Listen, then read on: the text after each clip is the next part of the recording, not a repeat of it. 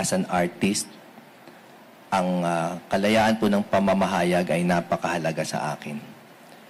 At para sa akin din po, natutuwa akong makarinig ng balita na lahat ng mga, or halos lahat ng mga naapektuhan ng trabaho dati dun sa kaganapan na yon ay may mga trabaho na, and I think the network is doing well.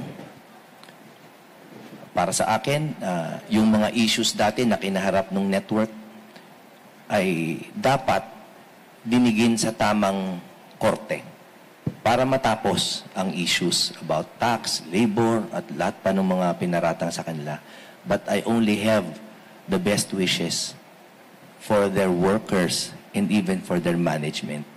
And finally, I hope magkaroon ng magandang pakikipag-ugnayan yung management at yung lehislatura so that if ever a franchise is granted, it will be granted under the